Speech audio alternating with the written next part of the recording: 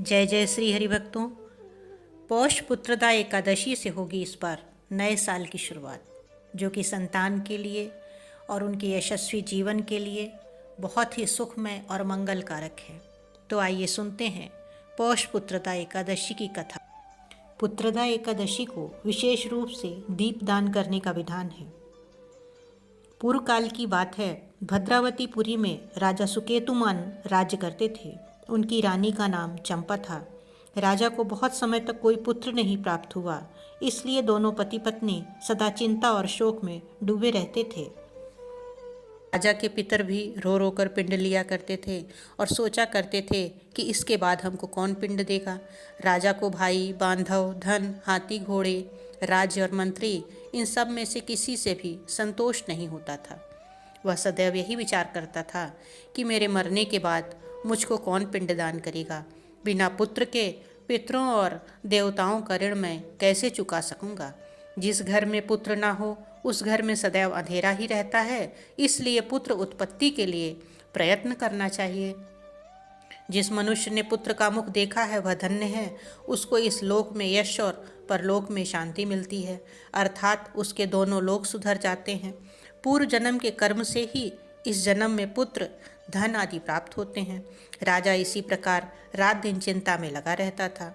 एक समय तो राजा ने अपने शरीर को त्याग देने का निश्चय किया, परंतु आत्मघात को महान पाप समझकर उसने ऐसा नहीं किया। एक दिन राजा ऐसा ही विचार करता हुआ अपने घोड़े पर चढ़कर वन को चल दिया तथा पक्षियों और वृक्षों को देखने लगा। उसने देखा कि वन में मृग, व्याघ्र, सुअर, सिंह, बंदर, सर्प आदि सब भ्रमण कर रहे हैं।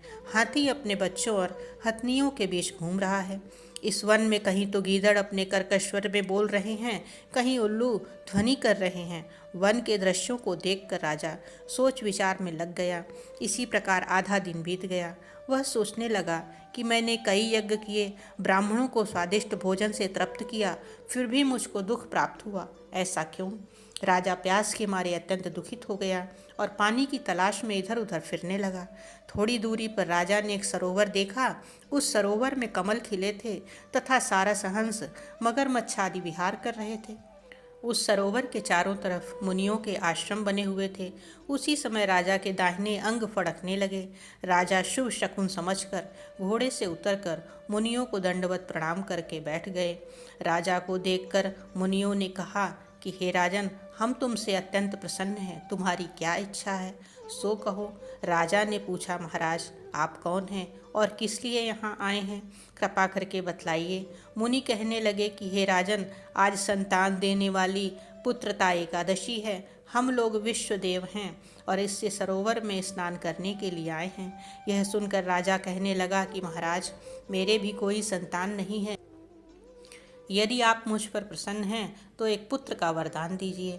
मुनि बोले, हे राजन, आज पुत्रदा एकादशी है, आप अवश्य ही इसका व्रत करें। भगवान की कृपा से अवश्य ही आपके घर में पुत्र होगा। मुनि के वचनों को सुनकर राजा ने उसी दिन एकादशी का व्रत किया और द्वादशी को उसका पारण किया। इसके पश्चात मुनियों को प्रणाम करके महल में वापस आ गया।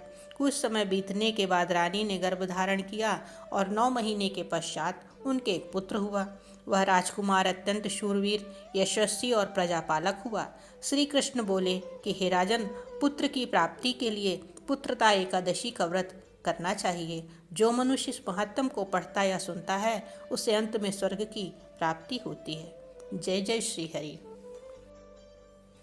इसी के साथ हम आपसे आज विदा लेते हैं और आगे भी इस तरह की पौराणिक एवं धार्मिक कथाओं को सुनने के लिए चैनल को लाइक एवं सब्सक्राइब अवश्य करें।